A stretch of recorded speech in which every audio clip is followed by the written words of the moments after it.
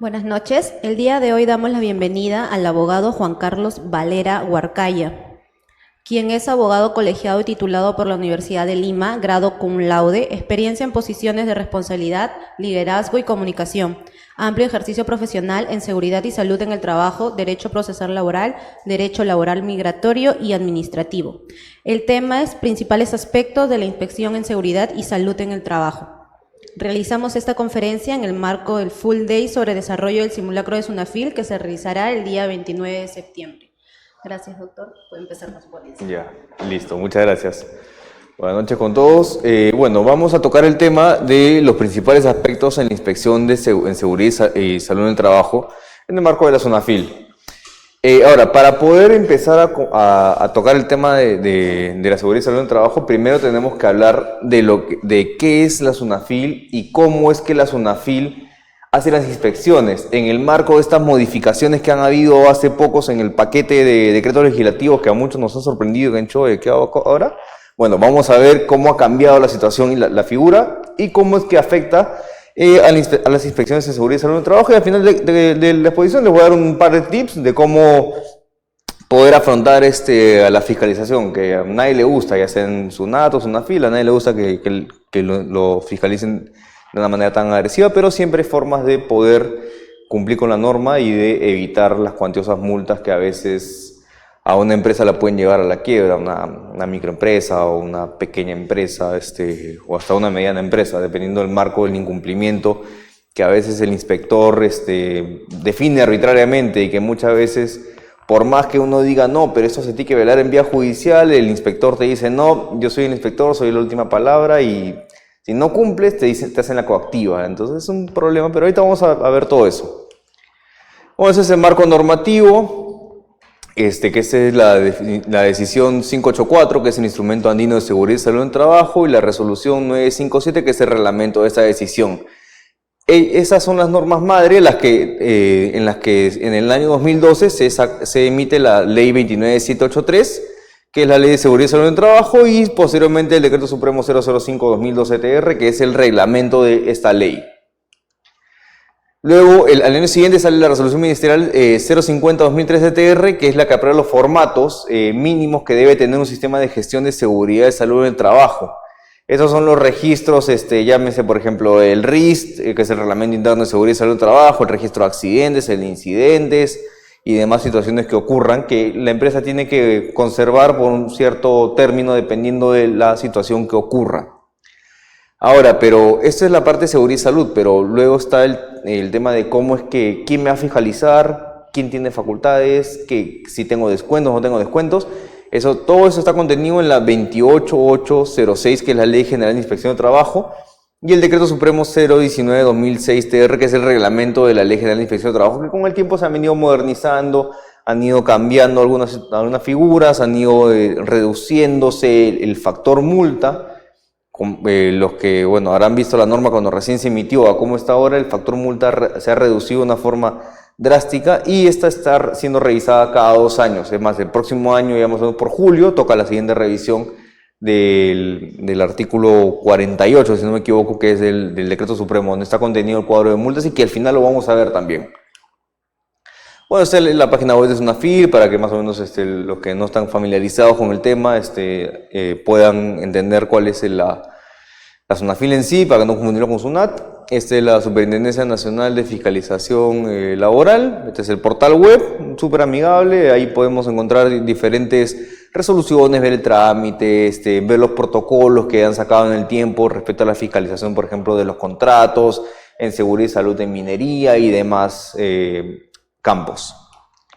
Ahora, ¿cuál es el objetivo de SUNAFIL? SUNAFIL lo que busca es el cumplimiento del ordenamiento jurídico sociolaboral y el de la seguridad y salud en el trabajo, así como dar asesoría técnica, realizar investigaciones y proponer normas. No sé si ustedes han visto, por ejemplo, algunos puestos que tienen un sticker gigante que dicen orientados por SUNAFIL, y a veces parte de las funciones que tiene la SUNAFIL, que no simplemente la SUNAFIL va a ir a sancionar, sino que también va a buscar al empresario que está formalizándose, al que recién ha abierto el negocio, y decirle, oye, mira, tú si vas a tener empleados, mira, como tú eres una microempresa, por ejemplo, tú tienes que pagar esto, no, pero tú, mira, no estás en el REMIPE, entonces eres una mediana, tienes que pagar esto. y básicamente orienta al ciudadano o al pequeño empresario para que no es que vaya a venir una fila y de frente te va a buscar multar, sino que se supone que busca primero una promoción del ordenamiento jurídico sociolaboral para efectos que no tiene que llegar a procedimientos que hoy por hoy demoran hasta 3-4 años, entre que te hacen la comparecencia, te proponen la multa, presentas tu descargo, sale la resolución de primera instancia, reconsidera si es que tienes una nueva prueba instrumental, según lo dice la 27444, y de ahí te vas a la apelación, y de ahí sale la última resolución que agota la vía administrativa, se te fueron tranquilamente 3-4 años. Yo les soy sincero, yo tengo algunos procedimientos que tienen 4 años, 5 años y que hasta ahorita no ven el fin. Y que bueno, cuando pase, bueno, habrá que ver qué se hace, si se va a la vía judicial o no, porque acá hay que tener en claro que, y ya yéndome un poquito más del tema, es si ustedes tienen una resolución que agota la vía administrativa, lo que correspondería es irse a la acción contenciosa administrativa, pero esta la va a conocer un juez laboral porque es de materia laboral lo ocurrido. Eso es un poco para ponernos en datos de lo que va a ocurrir al final de todo. Perdón. La función de SUNAFIL como superintendencia es el supervisar el cumplimiento de la normativa sociolaboral, que ya lo mencionamos, el aprobar políticas institucionales en materia de inspección de trabajo, así como proponer disposiciones normativas, vigilar y exigir el cumplimiento de las normas legales, reglamentarias, convencionales y las condiciones contractuales del orden sociolaboral, imponer sanciones establecidas en la materia sociolaboral y efectuar procedimientos de ejecución coactiva. Esta parte de imponer sanciones establecidas en materia sociolaboral, vamos a ver que las infracciones como tal en diversos campos, ya sea en campos de contratación de personal extranjero, de seguridad y salud en el trabajo, todo eso está contenido en el 019-2006-TR, que es el reglamento de la Ley General de Inspección de Trabajo. Ahí van a encontrar todas las infracciones que se van a dividir entre leves, graves y muy graves. Ahorita vamos a ver por qué es que una puede ser leve y otra es grave y otra es muy grave, y que no es simplemente que el legislador se le antojó poner, bueno, esta va a ser grave y esta va a ser leve, no, sino que hay una razón de ser, que ahorita lo vamos a ver. Bueno, seguimos a ver. ¿Cuáles son las facultades del inspector de trabajo en general? Acá estamos hablando del inspector de trabajo en general, porque ahorita vamos a ver también la división de que hay diferentes. Hay el inspector auxiliar, el inspector de trabajo y el supervisor. Pero ahorita, cualquier inspector de trabajo, ya sea el grado que tenga, puede entrar libremente a cualquier hora del día o de la noche, sin previo aviso, en todo centro de trabajo, establecimiento o lugar sujeto a inspección y permanecer en el mismo. Hacerse acompañar la visita de inspección por los trabajadores, representantes, peritos técnicos o aquellos que han sido designados oficialmente que sean necesarios para el mejor desarrollo de la función inspectiva. ¿Por qué hay esto? Porque al inspector de trabajo no es que él te toca la puerta y le dice, oye, están ahí, no, sino que vienen y tocan y buscan entrar y empiezan a fiscalizar y no van a esperar a que esté el gerente general para que los atiendan o que haya alguien, un apoderado que los pueda atender. No, ellos simplemente van a querer entrar a fiscalizar y si no se puede, entonces ahí estamos porque digamos, no sé, está la secretaria, por ejemplo, y dice, no, pucha, no está el gerente general, no está el de recursos humanos y no puedes entrar. Que muchas veces pasa, que a veces cuando llega un funcionario no lo quieren dejar pasar porque no está el encargado, ¿no? Pero eso genera una obstrucción en materia de fiscalización. Entonces eso al final de cuentas es una infracción muy grave, lo cual va a hacer que la empresa sea pasible de una multa que tranquilamente la empresa puede haber cumplido con todo, pero que no lo dejaste pasar, ya estás en un gran problema. Y al final pasa que a veces tienes una multa que está calculada en valor a todos los trabajadores de la empresa. Imaginemos que tu empresa es Coca-Cola, pues no, que tiene 1000 trabajadores, te llevas la multa más grande, solo porque no quisieron dejar pasar al inspector. Entonces, hay que tener mucho cuidado cuando llega la SUNAFIL, no es oye, espérate una hora que llega el gerente, no, tienes que hacerlo pasar. Que pase nomás y ya en lo que llegue el gerente o quien nos puede explicar las cosas. Y si no, igual no es que el inspector te va a poner la multa ahí, sino que va a hacer un requerimiento de comparecencia para que de ahí, porque te va a pedir documentos, pues no, por ejemplo, oye, preséntame las planillas en formato medio magnético, preséntame la constancia de pago de vacaciones, preséntame que haya, no sé, de tal trabajador o de tales de esos trabajadores, o preséntame, no sé, pues el cuaderno de asistencia, X cosa puede pedirte. Y bueno, te va a dar una fecha y ahí tú vas y cumples y listo. No es que ahí mismo va a decir, ah, no, acá han incumplido todos y te pongan una multa. No, eso no va a pasar. Para que no tampoco pienses que es una filis de cuco, que mucha gente piensa que es. Dentro de las facultades del inspector de trabajo también está el proceder a practicar cualquier diligencia de investigación, examen o prueba que sea necesario para comprobar si es que se han cumplido o no con las disposiciones legales. El recabar y obtener información, datos o antecedentes con relevancia a la función inspectiva. Esto es lo que yo les decía sobre la comparecencia. Acá lo que el inspector va a buscar recabar información para poder determinar si es que hay o no una infracción a las diversas materias que fiscaliza. Y bueno, al final de todo, buscar ver si hay una medida de recomendación, hay algún requerimiento, paraliza el centro de labores o se inicia un procedimiento sancionador que más adelante vamos a ver cuál es el camino del procedimiento sancionador y cómo es que se inicia. Ahora, hay actuaciones de orientación, como les dije, cuando, por ejemplo, uno va por los rosados, o algún chifa, por ejemplo, ve que ahí hay un sticker gigante, no redondo, que dice, este centro ha sido orientado por Sunafil, y sale el logo de Sunafil bien grande. Y bueno, las actuaciones de investigación comprobatorias, que son para ver si es que se cumplen o no las disposiciones legales. Y esto lo vamos a ver, por ejemplo, en alguna orden de infracción, en donde ponen cuáles son las actuaciones que han hecho, en qué plazo lo han hecho, porque para hacer todo esto tienen un plazo, no es que para poder decir si es que ha habido una infracción o no, se van a tomar 4 años. No, eso no es lo que se está diciendo, sino que para fiscalizar, ahí ellos tienen un término de 30 días hábiles para poder decir si efectivamente hay una infracción o no. Pero de ahí el camino que lleve el procedimiento, ese es otro cantar, ese es el que sí demora. Pero para proponer la multa, eso sí no demora porque lo hacen en 30 días hábiles. Ahora, ¿cómo es el procedimiento inspectivo? Tenemos que puede ser por denuncia, denuncia de un trabajador, visita inopinada, puede ser también por algún accidente que haya ocurrido, por algún incidente, puede ser por una denuncia de un ex trabajador también. Miles de formas hay de que inicie este procedimiento. Luego viene la orden de inspección, que es una concreta, es decir, yo vengo a ver si es que le has pagado las vacaciones a Juan Pérez. Y la genérica es yo quiero ver si le has pagado las vacaciones a tus trabajadores completos. Ahí se diferencia. Te asignan al inspector y las actuaciones inspectivas van desde la visita, comparecencia o comprobación de datos. Acá este gráfico debe actualizarlo porque ahí hay que agregarlo de la comprobación de datos de forma electrónica, que ahora se ha agregado con este paquete de decretos legislativos. Y bueno, luego viene el tema de las medidas, dentro de las medidas inspectivas, el requerimiento que te requieren la comparecencia para que vayas, o te dicen, ¿sabes qué? Mira, no has cumplido con esto, por favor cumple con el pago para dejar ahí todo.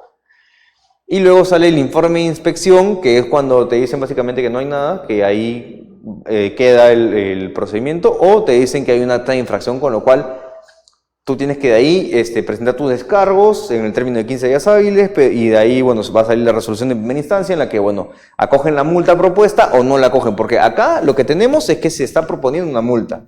No es que te están diciendo, ya, sí, a ti te sanciono con 7 UITs, no, se propone la multa, y lo van a decir siempre al final del acta de infracción, que dicen, se propone la multa de 7 UITs, 10 UITs por el cumplimiento de tal materia, y te ponen cuál es la infracción que has cometido.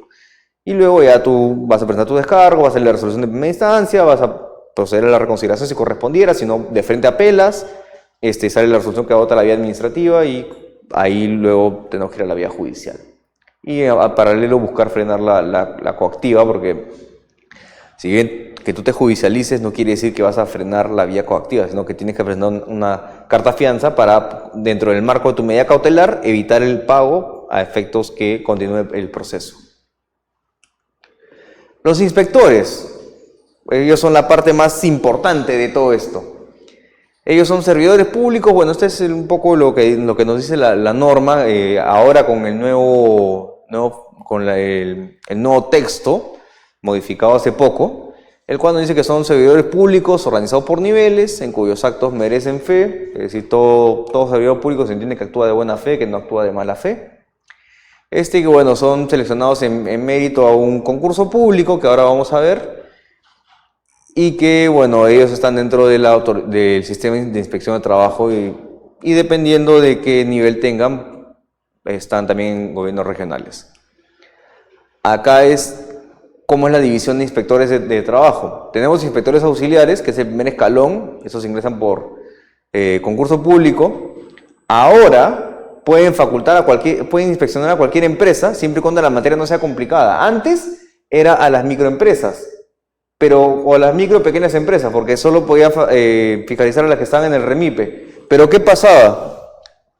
Pasaba esto, que teníamos la empresa y llegaba el inspector auxiliar a fiscalizar, por ejemplo, a Coca-Cola. Pero ¿qué pasaba? Que cuando salía tu acta de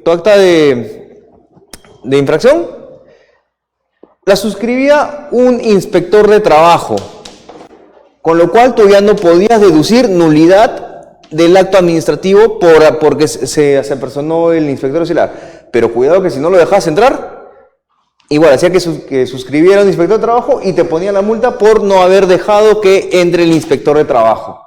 Porque al final de cuentas ellos decían, no, en cualquier parte yo puedo hacer entrar al inspector de trabajo para que convalide acá todo lo que he hecho acá.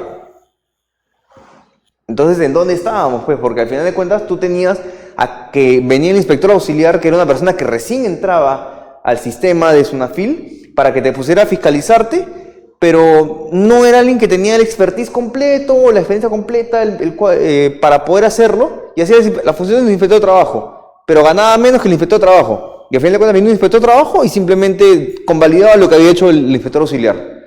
Entonces, en marco de eso, quiero pensar que ahora lo han cambiado y han puesto que para las materias que no resulten complicadas. Pero ¿cuál es el truco acá?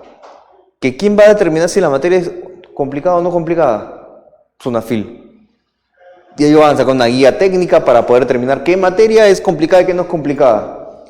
Y al final, y mientras tanto, seguimos en el mismo marco, porque hasta que no pase eso, esto de acá es palabra muerta. Ellos simplemente van a volver a seguir haciendo la figura y tú no vas a poder aplicar la nulidad, y ellos van a decir, no, aplico conservación del acto administrativo y listo, y seguí. Y con un inspector auxiliar y con uno de trabajo que apareció por ahí y firmó, ya está, ya te inició tu procedimiento. Y bueno, el supervisor inspector, que es el que es como que la cabeza de los inspectores de trabajo, y es el que ayuda, digamos, al auxiliar o al inspector de trabajo a fiscalizar a las empresas o a continuar el procedimiento en sí. Pero esto es, bueno, básicamente quiénes son los inspectores auxiliares de trabajo, los supervisores inspectores, para que tengan claro cuando, digamos, les llegue SUNAFIL, saber quién los está fiscalizando y saber hasta dónde pueden llegar. Ahora ya, bueno, se ha ampliado un poco la gama porque, claro, no había muchas pymes que fiscalizar y tenías varios inspectores auxiliares y no podías subirlos hasta inspector de trabajo porque hay unos requerimientos técnicos para ser inspector de trabajo. Entonces han buscado aligerar, por así decirlo, los requisitos para que pueda ampliarse la gama de fiscalización, con lo cual puedan haber más procedimientos administrativos, con lo cual pueden haber más multas que cobre SUNAFIL.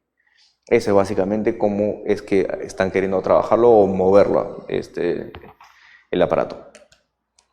Ahora, ¿cómo es que se da el origen de las actuaciones inspectivas? Como ya les mencioné, por orden de las autoridades competentes del Ministerio, por solicitud fundamentada de otro órgano del sector público, por denuncia, ya sea de un trabajador o extrabajador o de un tercero, a veces hasta de pura llamada anónima pueden llegar los de SUNAFIL.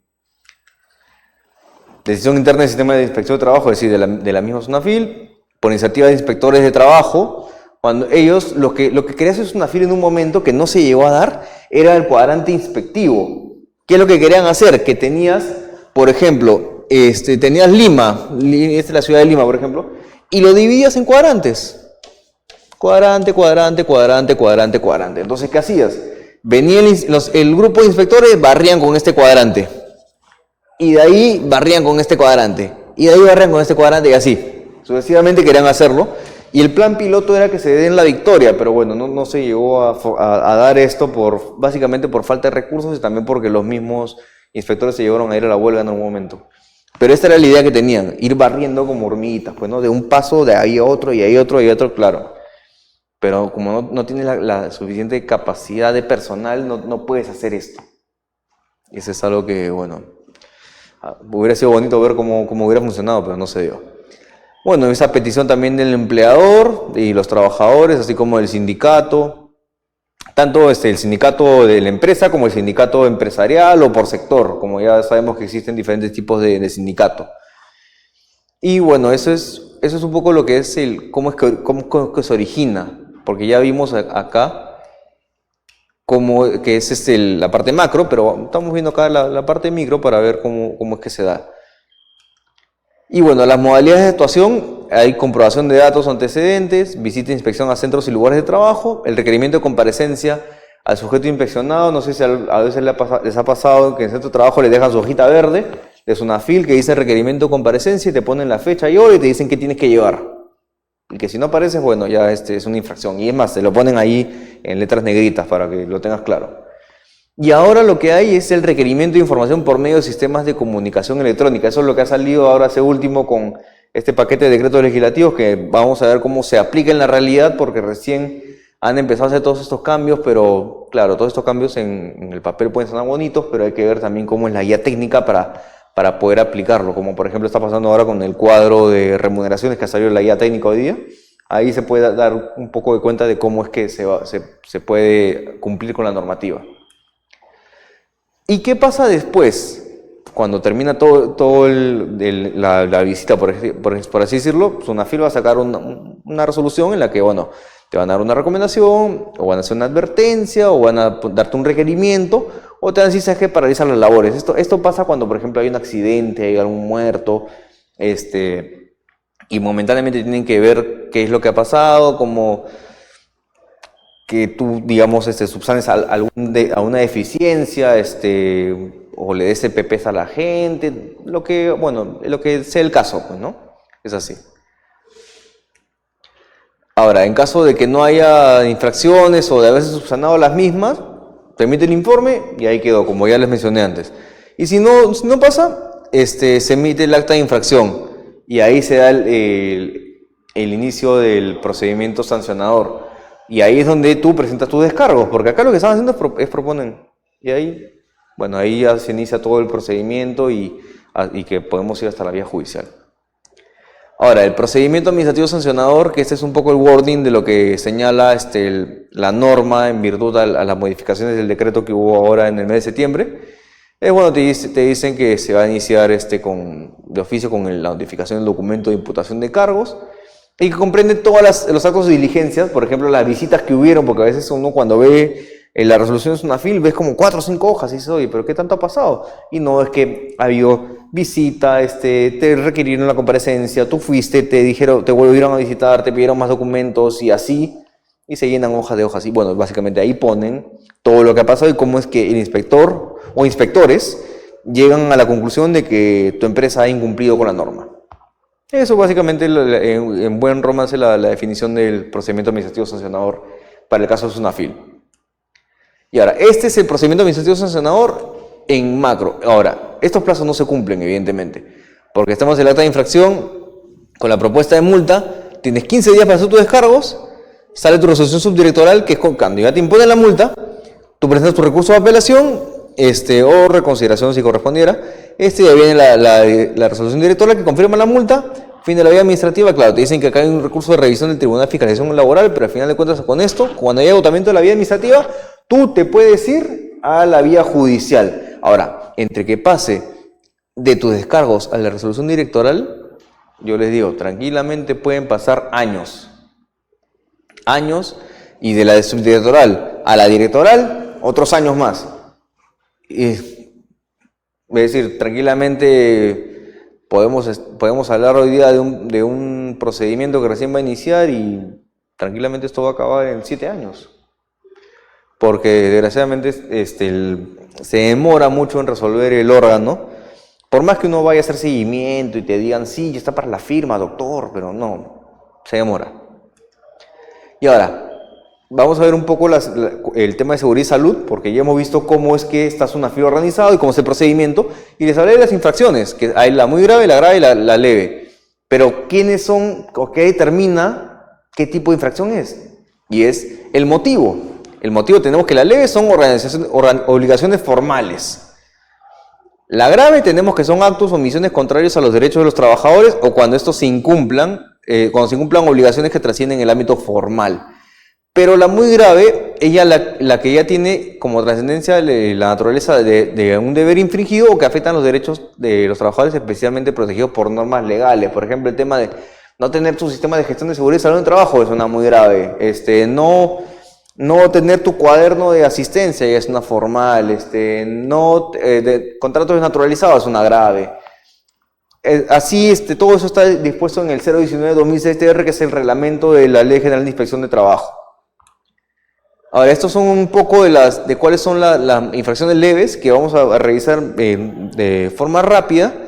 Que, bueno, por ejemplo, en materia de seguridad y salud en trabajo dicen la falta de orden y limpieza en el centro de trabajo que no implica riesgo para la integridad física y salud de los trabajadores. Básicamente que si tu centro de trabajo está cochino, te van a poner tu multa leve. No dar cuenta a la autoridad competente, conforme establecido en la norma de seguridad y salud en trabajo, sobre accidentes de trabajo ocurridos, enfermedades ocupacionales. Básicamente en el caso, por ejemplo, pero siempre y cuando esto sean calificación de leves. Si es un accidente mortal, evidentemente, esto ya va a tener otra connotación, va a tener otro tipo de sanción. Pero en el caso de que sean cosas leves, por ejemplo, alguien se cayó, no sé, se torció el tobillo, o alguien se golpeó, pero no es nada grave, entonces va a entrar en esta casilla. También, no comunicar a la autoridad competente la apertura del centro de trabajo o la reanudación o continuación de trabajo después de hacer alteraciones o ampliaciones de importancia, o consignar inexactitud los datos que debe declararse o complementar, siempre que no se trate de una industria calificada por alto riesgo, por ser insalubre o nociva, y básicamente esto es falta de comunicación, obligación formal. Incumplimientos de disposiciones relacionadas con prevención de riesgos siempre que carezcan de trascendencia grave para la integridad física o salud de los trabajadores. Por ejemplo, si yo soy una compañía de gas, por ejemplo, y a mis trabajadores no les doy una máscara de gas, eso no calza ahí. Pero, por ejemplo, si a mis trabajadores, no sé, pues no les di los guantes internos que van sobre guantes, o sea, como que no va a entrar mucho ahí porque va a tener mucho que ver con la gravedad de cuál es el impacto en la salud o la integridad física del trabajador. Y también, bueno, está cualquier otro incumplimiento que afecte obligaciones de carácter formal o documental. Entonces, acá ya tenemos que todo lo que hemos dicho es temas formales, leves. Pero acá pasamos a los graves. Por ejemplo, acá a comparación de lo anterior, que acá decía que no implique riesgo, lo mismo pero que implique riesgo. Ahí estamos viendo que hay algo más grave. Y acá también los accidentes o enfermedades cuando sean graves, muy graves o mortales. Entonces, acá vemos que acá nos hablaban de temas leves, tranquilo nomás, pero acá ya, ¡pum!, algo más grave. Lo grave, lo muy grave o los mortales. Es decir, si tú, por ejemplo, no cumples en notificar con el accidente mortal ocurrido, con el accidente grave, dentro de las 24 horas que te dice la norma, ya estás con la infracción. Ahora, para notificar el accidente, tenemos que en el portal web del ministerio hay un formato bien amigable para poder hacerlo, y si no, tienes el formato 1 y formato 2 que también están en la web y que puede uno llenarlos y completarlos y ya está. Y eso va a dar pie a que, bueno, puedan haber investigaciones por parte de SUNAFIL, o en su defecto, bueno, cuando eso ocurra, tú ya debes haber hecho tus investigaciones internas con tu comité de seguridad y salud en el trabajo, porque ellos son los que participan en esto, o si no, tu supervisor, dependiendo si no tienes la cantidad de trabajadores indicada para tener un comité, y con eso ya deberías tú poder sanear este tema. Si es que vienen y te dicen, ya, tú has reportado, pero no has hecho investigación, ya pues, entonces acá hay una multa, pues, ¿no? Hay el incumplimiento de las obligaciones de implementar y mantener actualizados los registros. Esto es básicamente irse en contra del 050-2013 TR, que es el que dispone de los registros base, para que nadie tenga registros como quiera tenerlos, sino que tiene un mínimo estándar de cómo tener tu registro, y de ahí, bueno, ya tú si quieres ampliarlo, bien por ti. Pero tienes que tener el mínimo, es decir, cumplir con la 050. Esa es la infracción. El incumplimiento de la obligación de planificar la acción preventiva de riesgos para la seguridad y salud en trabajo, así como el incumplimiento de elaborar un plan o un programa de seguridad y salud en el trabajo. Si ustedes en su centro de labores han visto que muchas veces la empresa lo que hace es poner la política o pone el programa, lo pone a disposición de todos, y eso es algo que tienen que tener todos. Así tú tengas un trabajador o tengas 500 trabajadores, la seguridad y salud no discrimina. Todos tienen que cumplir. Lo único que te va a discriminar, por así decirlo, es la obligación que tú tienes de tener el comité o tener el RIS y esas cosas. No cumplir con obligaciones en materia de formación e información suficiente adecuada a los trabajadores y las trabajadoras acerca de los riesgos del puesto de trabajo. ¿Por qué? Porque esta es una de las obligaciones madre de la Ley de Seguridad y Salud del Trabajo, la cual nos dice que a todo trabajador tengo que decir cuáles son los riesgos de su actividad. Porque, por ejemplo, si yo contrato a alguien para que sea albañil y no le digo, oye, tú tienes que usar tu arnés, tú tienes que usar tu casco, porque mira, si te cae una roca del cielo ya te mueres, o ¿sabes qué? Tienes que cargar solo de ladrillo en ladrillo, porque si te las das de muy fuerte te puede salir una hernia. Si yo no le aviso de esas cosas al trabajador y el trabajador se hace algo fuera de esto, y el trabajador me va a hacer una acción judicial por daños y perjuicios. Y al final de cuentas, ustedes saben que el daño y perjuicios ahora, lo que para usted puede ser 10.000, para ella puede ser 500.000, para él puede ser 1.000.000, para el señor que está firmando puede ser 2 millones, y entre esos números que no hay un criterio estándar, la empresa se puede ir a la quiebra por simplemente no cumplir con avisar. Básicamente el tema de seguridad y salud es avisar, prevenir, mantener a uno informado. No es tan difícil. Acá también, bueno, nos hablan que dentro de las infracciones graves todavía, hablan de las infracciones o incumplimientos a disposiciones relacionadas con la seguridad y salud, en particular en materia de lugares de trabajo con herramientas, máquinas, equipos, agentes físicos, químicos, biológicos, riesgos ergonómicos y demás, siempre y cuando estos sean un riesgo grave. No adoptar medidas necesarias en materia de primeros auxilios, lucha contra incendios y evacuación de trabajadores. Esto es algo muy sencillo que además de esto te va a caer defensa civil. Por ambos lados vas a perder. Acá hay el incumplimiento de obligaciones establecidas en disposiciones relacionadas con seguridad y salud en materia de coordinación entre empresas que desarrollan actividades en un mismo centro de trabajo. Porque ¿qué pasa a veces? Que en el mismo centro de trabajo, en la unidad minera, por ejemplo, yo tengo mi contratista que viene, pero no coordina conmigo, no hay una coordinación de la empresa contratista con la empresa que recibe el servicio. Entonces, al final de cuentas, si pasa algo, más allá de la solidaridad que pueda haber frente al trabajador afectado, va a haber una infracción para ambos. Acá, bueno, no tener tu comité básicamente, o tu supervisor, así como no darles formación y capacitación adecuada al supervisor o a los miembros del comité. Como ya saben, los miembros del comité, el comité es paritario, es decir, una mitad para los trabajadores y una mitad para la empresa. Y en la empresa, bueno, los que integran el comité son básicamente los trabajadores de dirección o de confianza. Eso es. Y los por el lado de trabajadores es los que son elegidos mediante elecciones. Bueno, acá también está lo que es la vulneración de derechos de información, consulta y participación de trabajadores reconocidos en la normativa sobre prevención de riesgos laborales, que como les digo, todo se evita informando, todo se evita avisando, todo se evita teniendo tu hoja de cargo. O sea, hay formas de... Y no es tan difícil como muchas empresas dicen, pucha, pero formalizarme en esto es muy caro. No es así, o sea, simplemente leer la norma, leer tus riesgos, tus registros, buscar la consultoría de una empresa especializada en el tema que te pueda dar una luz para que de ahí tú te puedas manejar solo. El incumplimiento de obligaciones relativas a la realización de auditorías en el sistema de gestión de seguridad y salud del trabajo.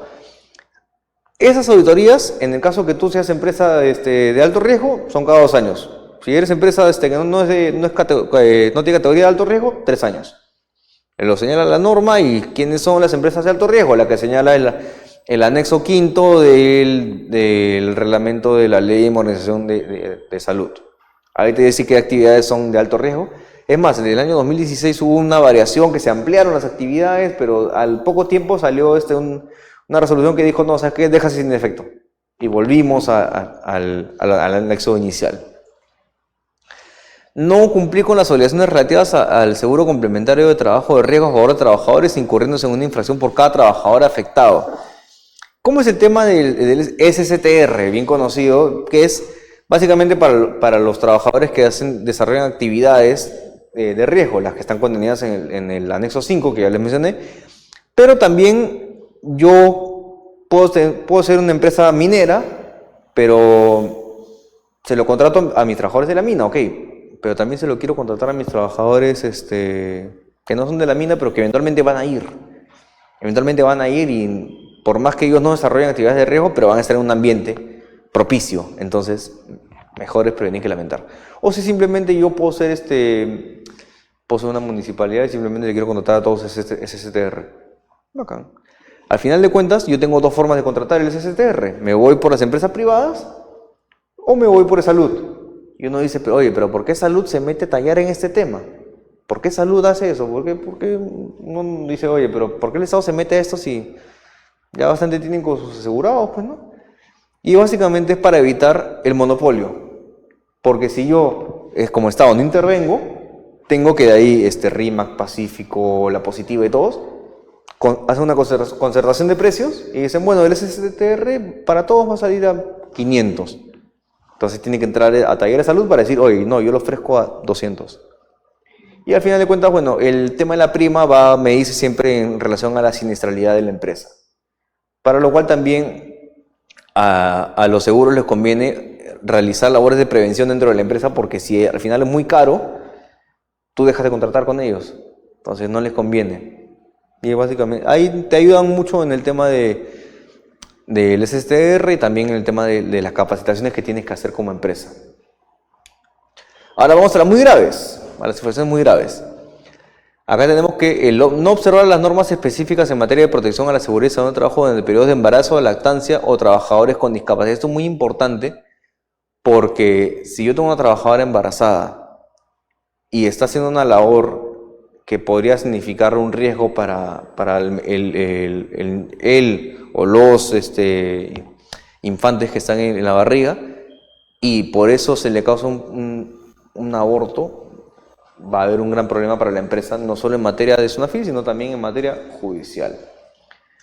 Y aparte que la norma nos indica, acá, mira, si vamos acá, cuando dice que cuando no avisas a los trabajadores sobre los riesgos de puesto de trabajo, también tienes que ver, acá te hablan de medidas preventivas, pero eso es para cualquiera. Pero cuando hablamos de población específica, como es embarazo, lactancia o trabajadores con discapacidad, ya se vuelve muy grave, porque son poblaciones vulnerables. No observar norma específica en materia de protección, seguridad y salud de los menores trabajadores. Bueno, ya de por sí tener un menor trabajador es un riesgo latente y no es bueno incumplir en materia de seguridad y salud porque ellos también son una población vulnerable. Designar a trabajadores cuyos puestos, en puestos cuyas condiciones sean incompatibles con características personales conocidas o sin tomar en consideración capacidades profesionales en materia de seguridad y salud. Siempre y cuando esto, claro, sea un riesgo grave e inminente para la seguridad y salud de los trabajadores. Es decir, si yo tengo a alguien que es un ingeniero con especialización, no le voy a dar la tarea al administrador recién egresado de la universidad que no sabe nada sobre esto a ser el supervisor de seguridad y salud del trabajo. No tiene sentido. Y claro, acá es siempre y cuando esto afecte eso sea un riesgo grave. Porque si no, podríamos estar hablando de un acto de hostilidad, pero eso es otro campo. Ahora, hablamos también del incumplir el deber de confidencialidad del uso de los datos relativos a la vigilancia de la salud de los trabajadores. ¿Por qué? Porque cuando hay el examen de el EMO anual o bianual, dependiendo si estamos en actividad de riesgo o no, yo le puedo informar al trabajador, solo a él le puedo decir lo que tiene, y en grupo puedo decir, ¿sabes qué? Vemos que acá en la mayoría de trabajadores hay un sobrepeso, vamos a hacer pausas activas, lo que son, por ejemplo, estiramientos, o vamos a hacer gincana cada semana, no sé. Pero si yo me pongo a decir en grupo, ¿sabes qué? Juan Pérez, tienes cáncer, ¿sabes qué? Perico Los Palotes, tienes hipacusia, frente a todos, le estoy causando un daño. Y al final de cuentas eso también me deviene en una acción judicial. Tengamos en cuenta que el tema de seguridad y salud en el trabajo, cualquier vulneración puede venir acción judicial porque puede causar la pérdida de un miembro, la pérdida de la vida, la pérdida de la capacidad. Puede pasar mil cosas por simplemente no observar la normativa o por querer ahorrarse unos soles. Y claro, y Sunafil en estos temas no perdona. No es como en el tema de, por ejemplo, no pagaste vacaciones, bueno, te dicen ya pagas y ya está. No, acá ya se cometió la falta, ya la persona está sin una pierna, sin un pie, sin una oreja, ya no puede escuchar. No vas a subsanar esto. Y es más, Sunafil tiene el tema de si tú decides pagar antes, te dan un descuento. En estos casos no. Acá no hay descuento. Acá no hay que, pucha, que vas donde el ejecutor coactivo. No. Acá simplemente es la multa que es y ahí va ni la vía judicial, ¿no? Bueno, acá es también superar los límites de exposición a los agentes contaminantes que originen riesgos graves e inminentes para la seguridad y salud de los trabajadores. Luego nos hablan de las acciones o omisiones que impidan el ejercicio de derechos de los trabajadores a paralizar actividades en caso de riesgo grave e inminente. Por ejemplo, no sé si vieron el caso del muro que se cayó en Surco. Imaginemos que la empresa constructora dice, ¿sabes qué? No, ustedes sigan trabajando, ahí, ustedes sigan con la construcción y le dicen, oye, pero no puedo porque se ha caído esto, tengo que ver si la estructura está bien o no, antes de meterme a taladrar o hacer más hueco, a poner concreto, lo que sea. Tranquilamente, si esa empresa siguió trabajando el día de hoy, ya cae en esa infracción. Y bueno, no adoptar medidas preventivas aplicables a las condiciones de trabajo que deriven de un riesgo grave e inminente para la seguridad de los trabajadores. Que bueno, acá es básicamente el tema de no observar cuáles son los riesgos, porque uno cuando hace su auditoría o cuando alimenta su matriz IPER, que esta se debe alimentar siempre que pase algo, ahí tú tienes que ver cuáles son tus riesgos graves y latentes, para de tal forma tener un plan de acción. Porque la idea es que tú en seguridad y salud no es que simplemente, ya cumplí con tener mi RIS, ya tengo mi sistema de gestión implementado, que me lo puso tal empresa, ya no hago más. No, tu sistema se retroalimenta siempre, porque los accidentes, las condiciones de trabajo, los trabajadores, todo cambia. Todo cambia, las losetas se pueden gastar en el tiempo, las sillas se pueden gastar en el tiempo, el vaso se puede romper y alguien se corta, mil cosas pueden pasar. La luz puede perder intensidad o la luz puede tener mucha intensidad, con lo cual te genera problemas en la vista. Todo puede pasar y uno tiene que ver siempre cómo prevenir y cómo continuar con las labores sin que afecte a la seguridad y la salud del trabajador. Seguimos con las infracciones muy graves y se van a dar cuenta que hay más infracciones muy graves que graves y leves, porque claro, al final de cuentas todo lo que afecta a la seguridad y salud en verdad es grave, o sea, más allá de graves puede generar un riesgo a la vida. Entonces por eso es que el legislador ha previsto poner la mayoría muy graves, básicamente por eso, y también por el hecho que ya les mencioné de cómo se dividen las muy graves, las graves y las leves. Acá bueno, hablamos del tema de la coordinación entre empresas, siempre y cuando sea actividades de alto riesgo. En la anterior estaba en graves, pero no hablaban de alto riesgo, simplemente era falta de coordinación. No implementar el sistema de gestión de seguridad y salud, o no tener un reglamento interno de seguridad y salud en el trabajo, con lo cual tenemos que el hecho de yo desconocer la normativa, de yo decir, ¿sabes qué? ¿Para qué requiere un sistema de gestión si tengo 10 personas? No, pues, porque eso de ahí te puede llevar a una muy grave y te van a sancionar por todos los trabajadores que tienes. Porque acá no dicen que se afecta a uno, acá se afecta a todos. El incumplimiento de la normativa de seguridad y salud que ocasiona un accidente de trabajo, que produzca la muerte del trabajador o que cause daño en el cuerpo, salud del trabajador, o descanso médico o demás. Por ejemplo, acá es el tema de no te doy el EPP, no te echo las capacitaciones y tú te accidentas por eso.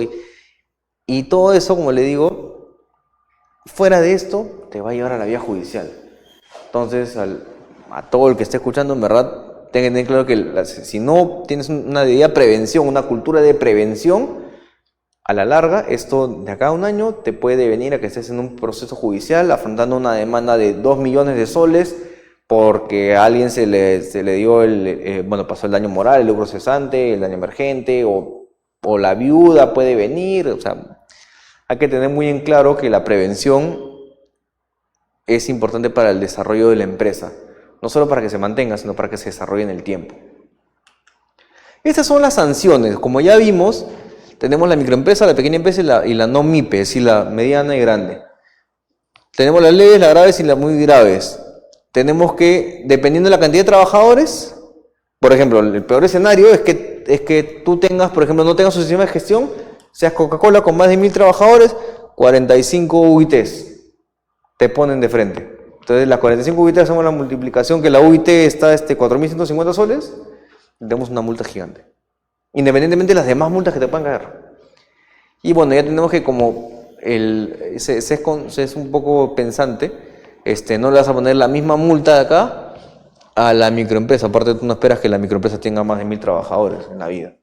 Por más que ahora las empresas, el tipo de empresa se divide por el volumen de ventas y no la cantidad de trabajadores, igual no van a pensar que uno tiene la misma capacidad de asumir el gasto o de en este caso poder repeler esa contingencia. Este cuadro se ha modificado el año pasado y se va a revisar el próximo año, porque se revisa cada 2 años. La norma nos lo dice, artículo 48-A, si no me equivoco, del 019-2006-TR, que es el reglamento de la Ley General de Inspección de Trabajo. Ahora, ¿cómo afrontar una fiscalización o cuál es el tip? Siempre tener tu registro de control de asistencia personal, ya sea de forma física o digital.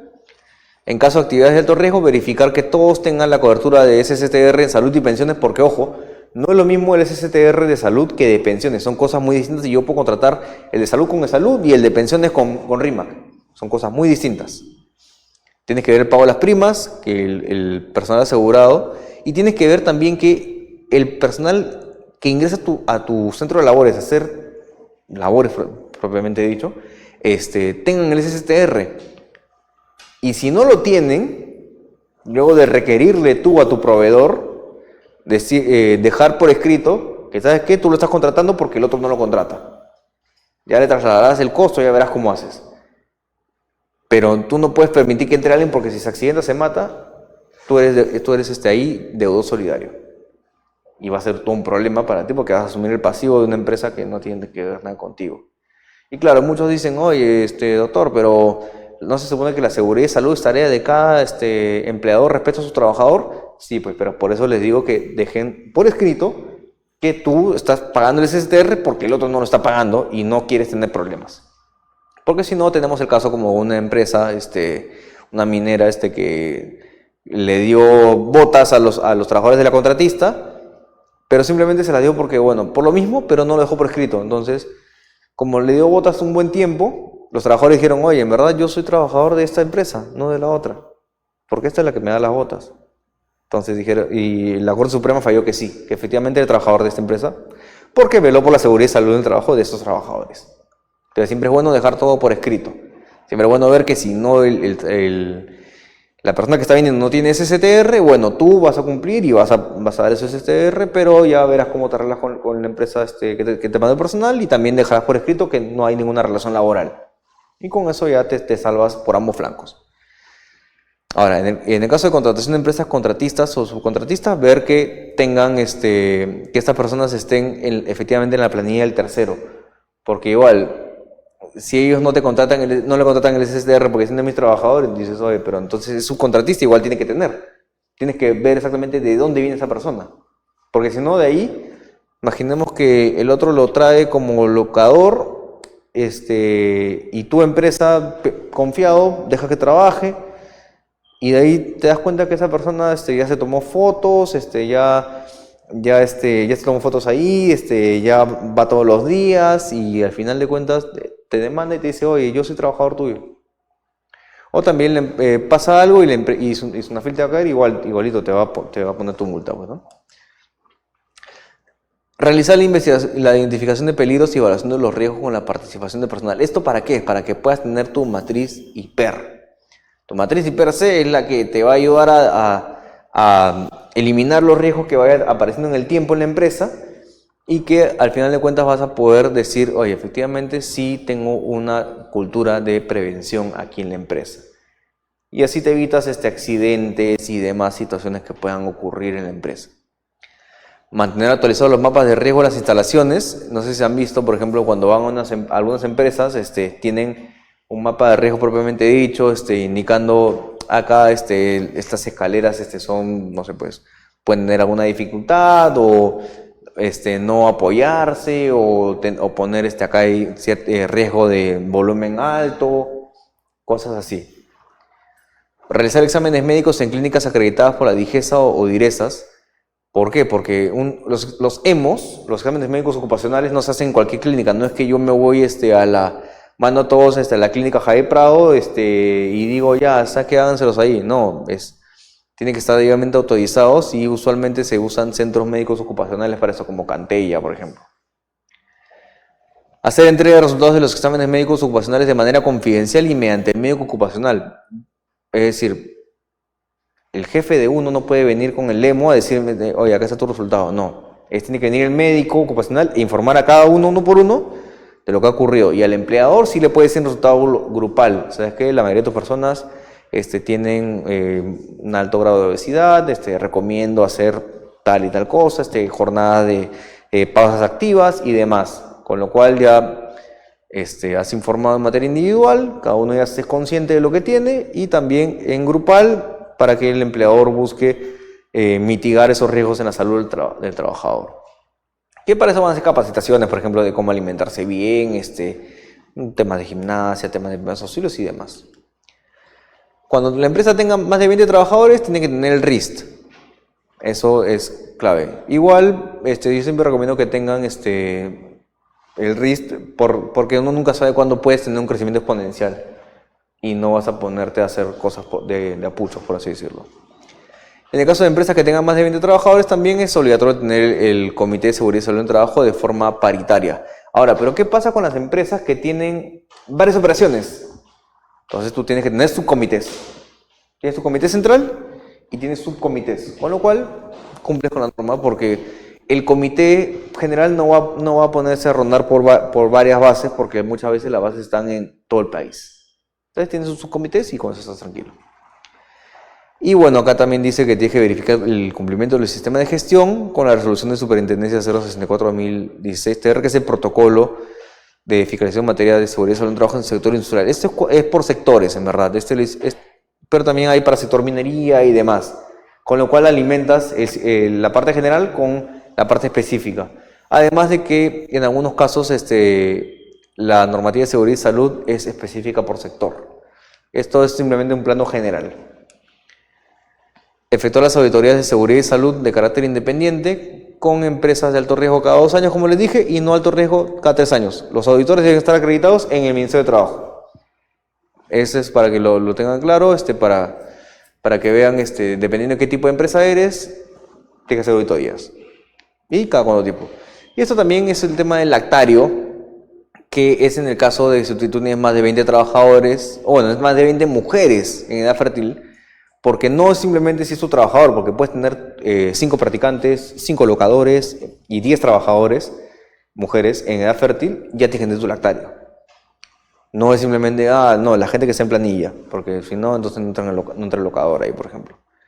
Pero es clave tener eso.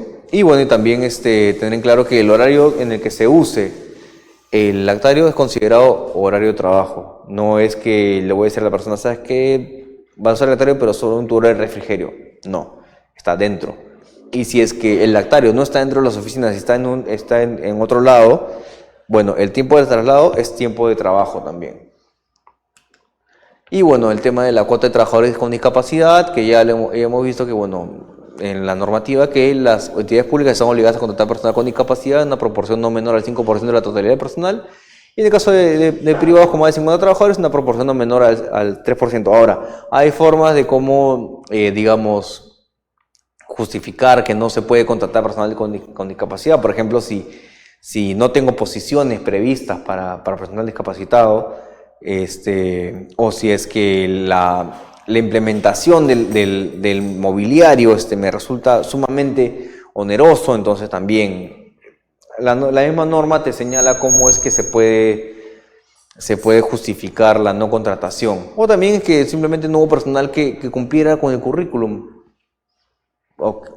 Y por más que tú hayas puesto 50 ofertas, nadie se apareció. Ninguna persona con discapacidad se ofreció al puesto, entonces ahí quedó. Bueno, este es un tema, cómo las sanciones han ido evolucionando en el tiempo. Tenemos que en el 2014, en el tema de seguridad y salud, había como 1.300.000 de multas. 2015 agarró un pico de 3 millones y ahora 2016 ha bajado. Es un total de 6 millones, casi 7. Pero acá está un poquito más en categorías. Tenemos que por accidentes, miren cómo ha ido subiendo y ahí ha bajado. En la mayoría de casos,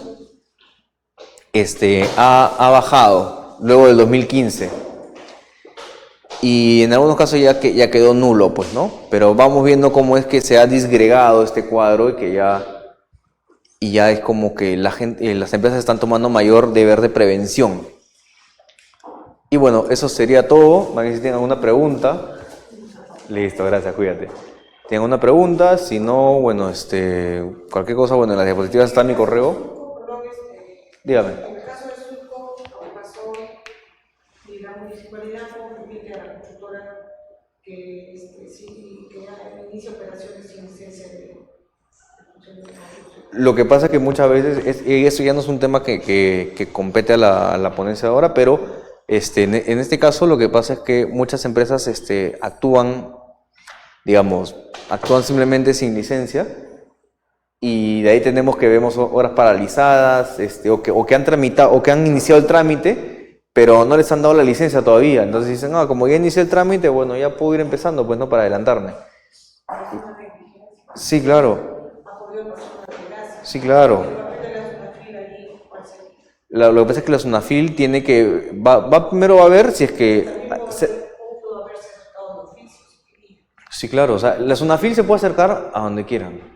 Básicamente es eso, la SUNAFIL puede ir hasta el puesto de Polos Azules, como puede ir a la construcción de el Business Tower 7, puede ir a donde quiera. Y va a revisar que haya cumplimiento. Va a ver si hay los CPPs, va a ver si la gente está debidamente capacitada, va a ver si tiene el SSTR, porque eso es importante. Ahora, yo quiero pensar que esto que ha ocurrido ha sido un tema estructural o de mal cálculo. Quiero pensar, porque no creo que digamos, que alguien se mande a hacer tremenda construcción o tremenda demolición y que pase esto. Los vecinos han estado mandando documentos a la municipalidad, no sé si es caso.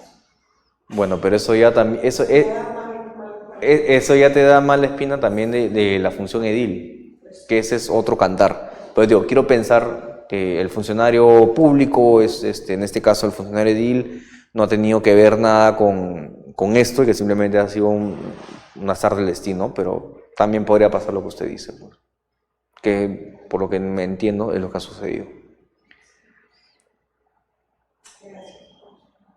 Gracias. Yo también soy abogado. Qué bueno. Mi especialidad es la parte laboral, a nivel penal, pero me interesaba el tema porque no hay mi campo. Claro, pero en el tema penal tenemos el 168-A, que es el que nos dice que si es que hay algún requerimiento, o sea, y si yo, SUNAFIL, ya le dije a la empresa, oye, no le estás dando EPPs a estas personas, y alguien no se le cae una piedra y se muere porque no le dice su casco, y es una acción penal, que claro, va a seguir al gerente general en primer lugar, pero de ahí va a ir bajando hasta ver quién era el responsable de la obra, para que también le caiga, porque si no, imagínate, el gerente general no sabe el teje y maneje de la obra, y al final de cuentas el supervisor simplemente dice, oye, hazlo así nomás, y se genera todo este problema. Entonces, ahí el campo penal tiene su entrada en el tema de seguridad y salud, porque claro, al final de cuentas se atenta contra la vida, si es que no hay una debida prevención. Es interesante. Sí. Bueno, hay que hacer un repaso porque hay una cosita que desconocía, sobre todo esto que estaba hablando respecto de la modificación para tener acceso a datos que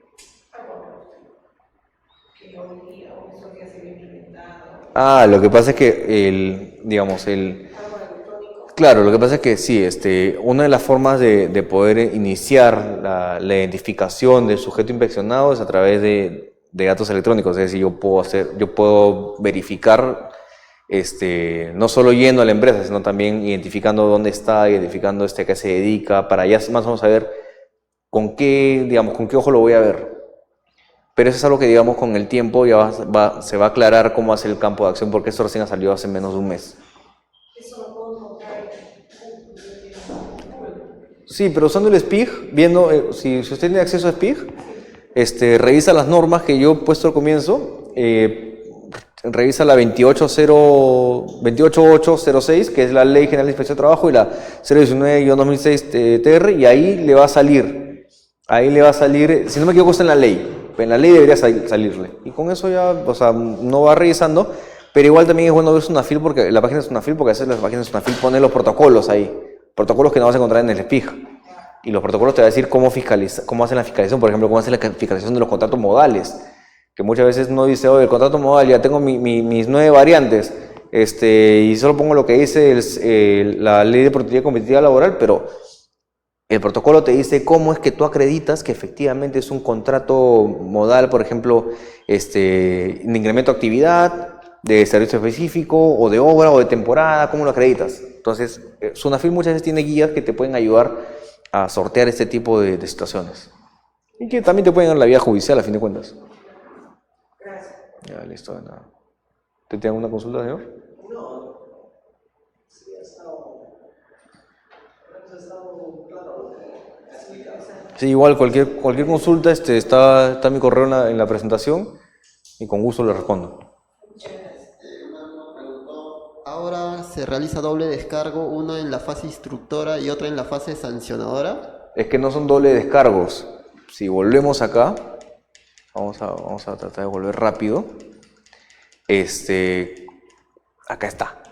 Lo que tenemos es los descargos cuando hay el acta de infracción, pero luego cuando viene la resolución subdirectoral, es decir, cuando ya hay una imposición de multa, porque tenemos en primer lugar que hay una propuesta de multa.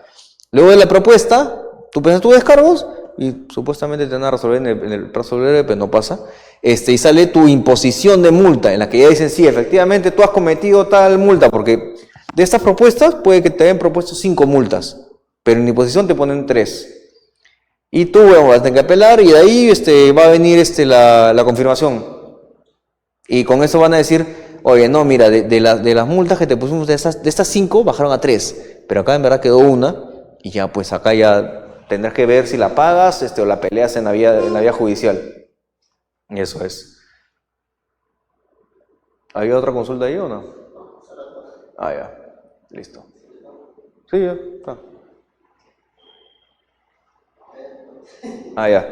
Bueno, y listo. Y bueno, gracias por habernos acompañado en esta oportunidad. Y bueno, gracias al ICJ por la oportunidad brindada para poder esparcir conocimiento jurídico, y espero que sea en otra oportunidad donde nos volvamos a encontrar.